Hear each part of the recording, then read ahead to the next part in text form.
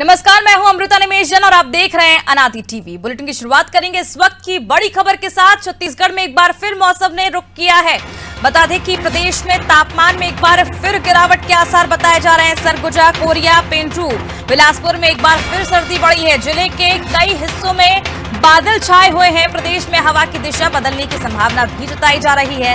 उत्तर से ठंडी और शुष्क हवा आने के आसार मौसम विभाग ने व्यक्त की हैं। प्रदेश में सबसे कम तापमान ड्यूमर बहार में बताया जा रहा है। रायपुर में न्यूनतम तापमान 19 डिग्री पहुंच गया है। तो बता दें, बिहार के दिन भर में मौसम कई बार रंग बदल रहा है, जिसके चलते कई राज्यों में सर्दी का एहसास किया जा रहा है। इसी के साथ अब छत्तीसगढ़ में एक बार फिर मौसम ने करवट ली है। प्रदेश में तापमान में गिरावट के आसार देखे जा रहे हैं। सरगुजा, कोरिया, पेंड्रा, बिलासपुर में एक बार फिर सर्दी बढ़ी है। चलिए ज्यादा जानकारी के लिए रुख करते संवाददाता नदीम की ओर। नदीम, छत्तीसगढ़ में एक बार फिर मौसम ने करवट ली है, क्या कुछ जानकारी? मौसम वैज्ञानिकों का क्या कुछ कहना है? देखिए, आपको बताना चाहूंगा कि छत्तीसगढ़ में फरवरी के शुरुआती दिनों में हवा की दिशा बदलने के साथ ही ठंड के कुछ बढ़ने की संभावना है, लेकिन मौसम शुष्क ही रहेगा। प्रदेश में करीब पखवाड़े भर से दक्षिण दिशा से निम्न स्तर पर हवा का आगमन हो रहा है, जिसके कारण तापमान बढ़ रहा है। वही मौसम वैज्ञानिकों की माने तो 31 जनवरी के बाद प्रदेश में उत्तर दिशा से हवा आने की संभावना बन रही है। इसके कारण न्यूनतम तापमान में गिरावट का दौर प्रारंभ होगा। जाहिर है कि न्यूनतम तापमान में गिरावट से रात को ठंड बढ़ेगी। मौसम केंद्र की अगर हम तापमान की बात करें तो रायपुर में 19, माना में 17.6 डिग्री सेल्सियस, बिलासपुर में 17 डिग्री सेल्सियस, पेंड्रा रोड में 13 डिग्री सेल्सियस, अंबिकापुर में 11.1 डिग्री सेल्सियस, जगदलपुर में 13.9 डिग्री सेल्सियस, में 16 राजनांदगांव में 17 डिग्री सेल्सियस जो है रिकॉर्ड किया गया है। वही रविवार को राजधानी का रायपुर का अधिकतम तापमान 32.6 डिग्री सेल्सियस दर्ज किया गया है। तो प्रदेश में आज से न्यूनतम तापमान में जो है वो गिरावट का दौर शुरू होगा। फरवरी में हवा की दिशा बदलने के साथ ही ठंड बढ़ने की संभावना मौसम विभाग ने जो है यहाँ पर जताई है। अमृता, बिल्कुल नदीम, जिस तरह से आप जानकारी दे रहे हैं कि मौसम विभाग ने तापमान में गिरावट होने की आशंका जताई है, ये भी जानना चाहेंगे आखिर कब तक इस तरह का मौसम बना रहेगा? आखिर लोगों को कब तक ठंड से राहत मिल पाएगी? देखिए, अगर मौसम वैज्ञानिक की माने तो 31 जनवरी के बाद से प्रदेश में जो है वो उत्तर दिशा से जो हवा आने की संभावना, जिससे न्यूनतम तापमान में लगभग 2 से 3 दिन गिरावट का दौर जो है वो जारी रहने की संभावना इसलिए जताई जा रही है। अमृता, बिल्कुल नदीम, कई राज्य में देश की ठंड देखी जा रही है। बने रहिए आप हमारे साथ नदीम, तमाम जानकारी के लिए। उत्तर प्रदेश, बिहार और अब छत्तीसगढ़ में भी तापमान में लगातार गिरावट देखी जा रही है। जिलों के कई हिस्सों में बादल छाए हुए हैं। छत्तीसगढ़ में एक बार फिर मौसम बदलने के आसार जताए जा रहे हैं। मौसम विभाग ने 30 और 31 जनवरी को बारिश की संभावना जताई है। इसके साथ ही तापमान में लगातार वृद्धि हो रही है। मौसम विभाग के अनुसार बस्तर संभाग के कुछ हिस्सों में बारिश होने के आसार जताए जा रहे हैं। वहीं महासमुंद, रायगढ़, जशपुर में भी बारिश होने की संभावना मौसम विभाग की ओर से जताई जा रही है।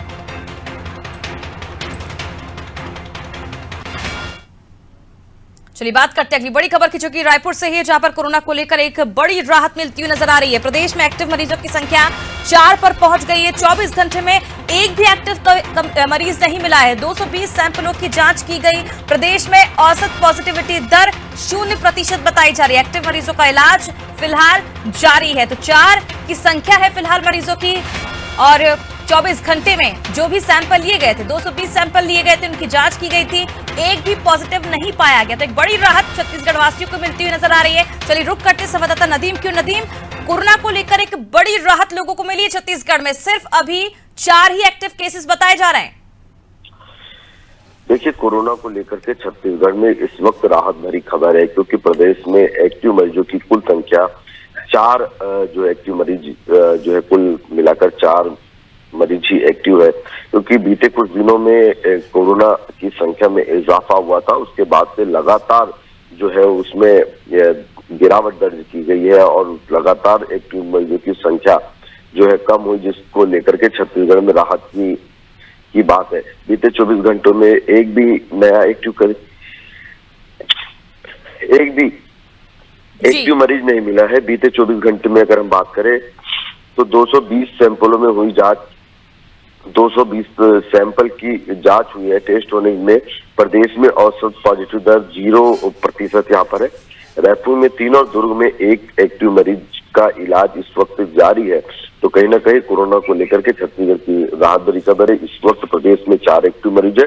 वहीं अगर हम कोरोना पॉजिटिव दर की बात करें तो छत्तीसगढ़ में कोरोना पॉजिटिव 0% इस वक्त है। बिल्कुल नदीम, जिस तरह से जनता ने पूरा सहयोग किया है प्रशासन के साथ, प्रशासन ने गाइडलाइंस जारी की थी, उसको लेकर काफी गंभीर रही जनता और उसी का नतीजा है जो छत्तीसगढ़ में जो संख्या है पॉजिटिव मरीजों की वो काफी कम हो चुकी है। 24 घंटे में अभी तक एक भी एक्टिव केस नहीं मिले हैं। बने रहिए नदीम, अब हमारे साथ आपसे और जानकारी हम लेंगे। बता दें पिछले 24 घंटे में 220 सैंपलों की जांच की गई जिसमें एक भी पॉजिटिव मरीज नहीं पाया गया है। प्रदेश में अब कुल मिलाकर सिर्फ 4 ही पॉजिटिव मरीज हैं। प्रदेश में औसतन पॉजिटिविटी दर अब 0 पर पहुंच चुकी है और एक्टिव मरीजों का इलाज फिलहाल जारी है।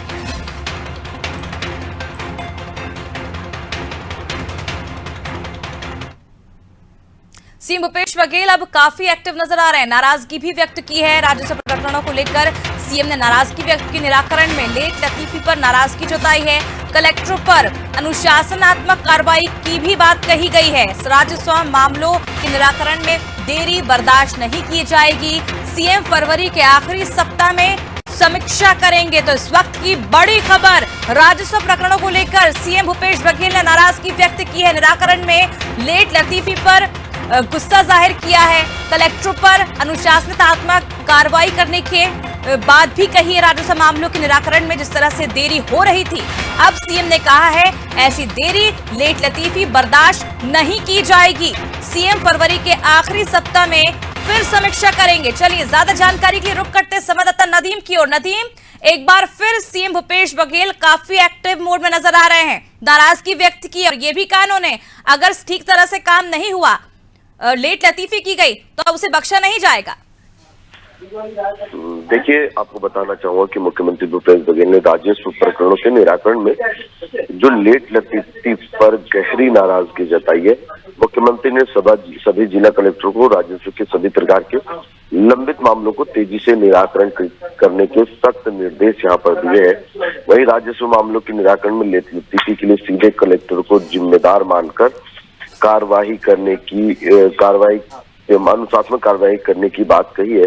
मुख्यमंत्री स्वयं फरवरी के आखिरी सप्ताह में सभी कलेक्टरों के बैठक लेकर के जिलावार राजस्व प्रकरण जैसे नामांतरण, सीमांकन, डायवर्सन, भूमि आवंटन तथा फ्री होल्ड प्रकरणों के साथ ही अवैध निर्माण का नियमितीकरण तथा नगरीय निकायों के 1 रुपए प्रति वर्ग फीट की दर से भूमि आवंटन आदि की समीक्षा यहाँ पर करेंगे, क्योंकि राज्य में राजस्व प्रकरणों का निराकरण मुख्यमंत्री की मंशा और राज्य की सर्वोच्च प्राथमिकता में शामिल है। इसको लेकर के शासन द्वारा समय समय पर निरंतर निर्देश जारी किए जाते हैं, लेकिन अपेक्षानुरूप रिजल्ट नहीं होने के चलते मुख्यमंत्री ने इसे गंभीरता से लिया है और लंबित प्रकरणों की स्वयं समीक्षा करने को कहा है, क्योंकि लगातार इस मामले में शिकायत मिल रही है। प्रदेश भर में मुख्यमंत्री भूपेश बघेल भेंट मुलाकात कार्यक्रम के जरिए जनता से रूबरू हो रहे हैं और विभिन्न योजनाओं के साथ उनके राजस्व संबंधी मामलों के बारे में भी फीडबैक ले रहे हैं। लंबित मामलों को तत्परता से निराकरण करने के निर्देश भी दिए गए। इसी दौरान जिस तरह से शिकायतें आ रही है उसको देखते हुए मुख्यमंत्री ने जो है नाराजगी जताई है और नाराजगी जताते हुए लेट लतीफी नहीं करने के साथ ही जल्द से जल्द इन प्रकरणों को निपटाने की बात मुख्यमंत्री ने कही है। अमृता, नदी में एक तरफ आरक्षण को लेकर संकट, राज्यपाल साइन करने को तैयार नहीं है, दूसरी तरफ अफसरशाही यहाँ पर हावी है। अधिकारी जो हैं सीएम की सुन नहीं रहे हैं। क्या लगता है आने वाले चुनाव में, आने वाले समय में क्या सीएम के लिए राह मुश्किल होने वाली है? देखिए अमिता, ये तो कहना मुश्किल होगा कि किसकी राह आसान है और किसकी राह मुश्किल, क्योंकि जिस प्रकार से एक्शन मोड पे मुख्यमंत्री भूपेश बघेल नजर आ रहे हैं उससे साफ जाहिर है कि जनता के बीच सीधे पहुंच करके उनकी समस्याओं को निराकरण करना और उससे सीधा कनेक्ट होकर के उनको इस बात का मुख्यमंत्री एहसास करा रहे हैं कि ये सरकार आपकी है और आपकी समस्याओं को निदान करने के लिए आपके द्वार पहुंच रही है। तो कहीं ना कहीं सरकार जिस तरह योजनाएं चला रही है, इस योजनाओं का जो लाभ मिल रहा है लोगों को, चाहे राजीव गांधी किसान न्याय योजना की बात करें, ये विभिन्न 2500 रुपए में धान खरीदी की बात करें, विभिन्न इसी तरह की योजनाओं का लाभ जनता को सीधा मिल रहा है। तो तो इसका फायदा तो कांग्रेस को जो है सरकार को मिलेगा, लेकिन अफसरशाही कहीं ना कहीं हावी होती हुई नजर आ रही है। और यही वजह है कि बहुत सारी शिकायतें मुख्यमंत्री को राजस्व के मामले में मिली है और उस शिकायतों के बाद मुख्यमंत्री ने जो है वो नाराजगी यहाँ पर जताई है। तो कहीं ना कहीं जो अफसरशाही है उसके चलते सरकार को नुकसान होने की जो आंदेशा है, जिसके चलते मुख्यमंत्री भूपेश बघेल अब खुद इस पूरे मामले में जो है ध्यान रख करके उस पूरे मामलों के समस्याओं का हल करने की भी बात मुख्यमंत्री ने कही है। अमृता, बिल्कुल नदीम, यहाँ पर सीएम भूपेश बघेल समस्याओं का हल करने की बात कह रहे हैं। राजस्व मामलों के निराकरण में उन्होंने कह दिया है, साफ कर दिया है अधिकारियों को कि बर्दाश्त नहीं किया जाएगा, किसी भी तरह की कोताही बर्दाश्त नहीं होगी। और बनी रही आप हमारे साथ नदीम, आपसे और जानकारी हम लेंगे। मुख्यमंत्री भूपेश बघेल ने प्रदेश में नामांकन, सीमांकन और डायवर्जन जैसे राजस्व मामले में देरी होने की शिकायत पर नाराजगी जाहिर की है। और जम्मू कश्मीर रवाना होने से पहले मुख्यमंत्री ने कलेक्टरों को जारी निर्देश में 2 टूक कह दिया है कि राजस्व प्रकरण में देरी पाए जाने पर सीधे कलेक्टरों पर अनुशासनात्मक कार्रवाई की जाएगी। इन मामलों के निराकरण में देरी बर्दाश्त नहीं की जाएगी। जनता से जुड़ा मामला है और इस पे किसी भी तरह की लापरवाही बर्दाश्त नहीं होगी।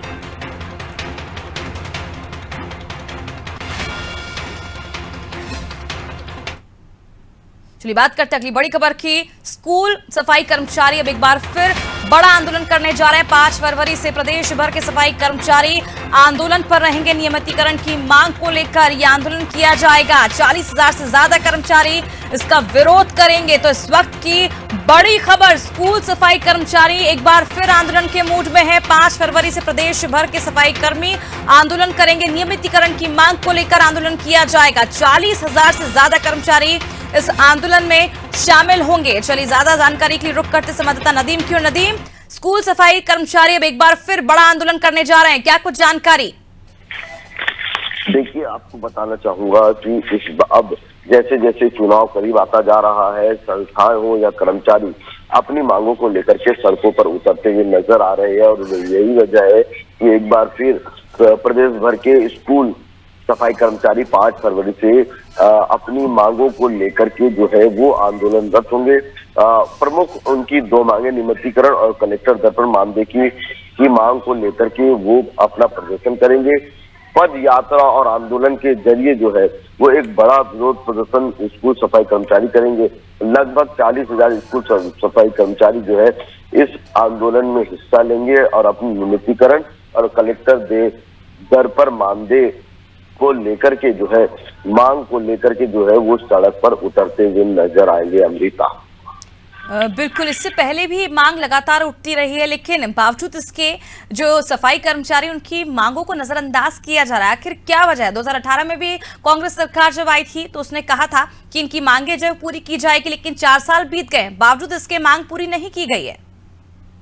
देखिए, जब लगातार अगर हम बात करें तो विभिन्न कर्मचारी संगठन, अनियमित कर्मचारी संगठन ने भी इस बात को लेकर के आंदोलन किया था और सरकार ने नियमितीकरण का वादा किया था, और जिसके चलते तमाम कर्मचारी संगठनों ने सरकार पिछली विपक्ष का साथ दिया था। लेकिन कहीं ना कहीं जो है मुख्यमंत्री से जब ये सवाल किया था तो उन्होंने साफ कहा था कि वक्त रहते तमाम मसलों का जो है वो हल किया जाएगा। और ये उम्मीद की जा रही है कि आने वाला बजट जो है मार्च में पेश होना है, उस पर नियमितीकरण की घोषणा जो है वो करने की संभावना जताई जा रही है। हालांकि आंदोलन कर रहे सफाई कर्मचारियों ने साफ कहा कि सरकार अपनी वादा खिलाफी कर रही है और उन्हें नियमितीकरण की मांग की थी जो पूरा नहीं की, जिसके चलते हमें मजबूरन जो है सड़क पर आना पड़ रहा है। बहुत बहुत शुक्रिया नदीम तमाम जानकारी की। तो बता दें आपको कि छत्तीसगढ़ के सरकारी स्कूलों में 12 सालों से 40,000 से ज्यादा स्कूल सफाई कर्मचारी काम कर रहे हैं। कार्य के एवज में 2,000 से 2,300 रुपए प्रति महीना मानदेय भुगतान दिया जाता है, जिसे लेकर अब एक बार फिर कर्मचारियों ने अपनी आवाज बुलंद की है। 5 फरवरी से प्रदेश भर के सफाई कर्मचारी ने आंदोलन की चेतावनी दी है। नियमितीकरण की मांग लगातार उठ रही थी और 4 साल पहले जब सरकार बनी थी कांग्रेस की, तब भी उस वक्त ये वादा किया गया था कि इनकी जो मांगे हैं वो पूरी की जाएंगी। लेकिन 4 साल बीतने के बाद भी सरकार ने ध्यान नहीं दिया और अब सफाई स्कूल कर्मचारी एक बार फिर 5 फरवरी को आंदोलन करने जा रहे हैं।